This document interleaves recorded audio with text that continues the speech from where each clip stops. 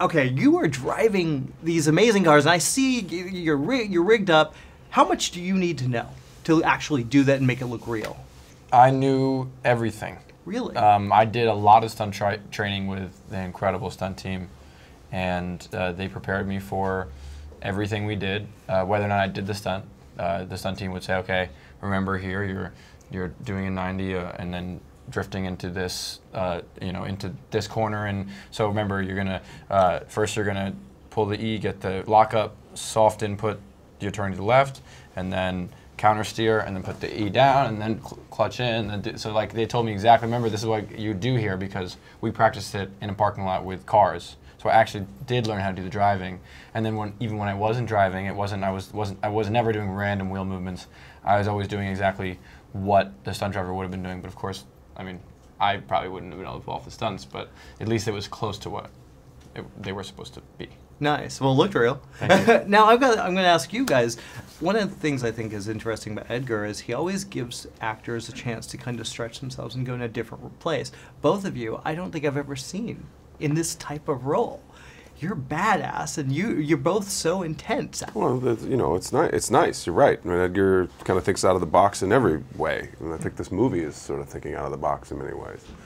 And so it's nice that it extends into his casting choices, and I think that's. I mean, it certainly is wonderful to be thought of in that way, and given the opportunity to do something a little bit different. Yeah. What about you? Yeah, I mean, I guess I don't kind of look at it that way. I just sort of. It's always a degree of difficulty though when you go against the grain. I had to play a Crip one time, and that was like to me the toughest, because I actually knew those guys. But then in playing this, I could literally lock in on people that I've known that have that sort of, I'm going to wreck the party sensibility. I'm going to wreck everything that's good just because I can. And so that's what Bats is. He's a person who disrupts, so they will have a jumping off point as far as where their characters needed to go in order to feel, validated as men.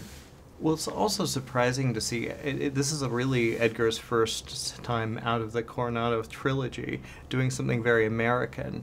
What was it like shooting in Atlanta and kind of finding that different vibe, at least for his films? Well, I mean, I think you probably make the case that Scott Pilgrim is fairly American, but I think it's Edgar lives in a lot of different genres, and I think you've seen his sort of like zombie movie, his cop movie, his kind of buddy movie, and this is very much a heist movie. And as he does with his films, he put a very specific stamp on it. And in the marketplace where we have, prequels and requels and sequels and reboots and all this other stuff, this is actually an interesting story that's not based on existing IP. It is what it is. It's a story that we're familiar with. It's a genre that we're familiar with. Cops and robbers, heist, whatever you call it, action.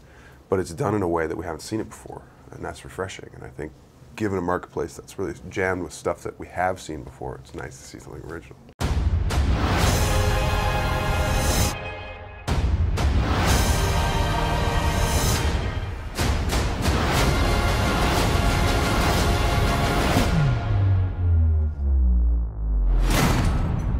Find something funky on there. Just in case we gotta rip this joint up. So here's the thing. I'm looking at some of the country's finest thugs, and of course, young Mozart in a go-kart over there.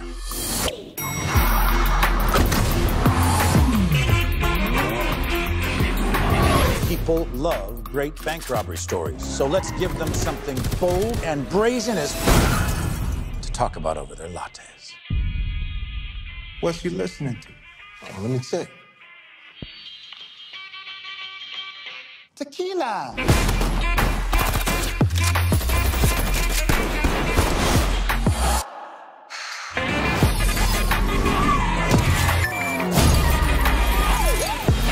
This shit is bananas, dog. Tequila.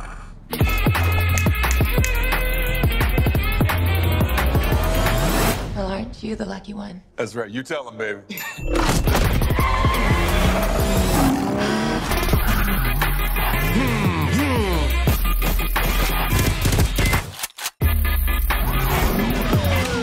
That's some Oscar shit right there. You're damn right.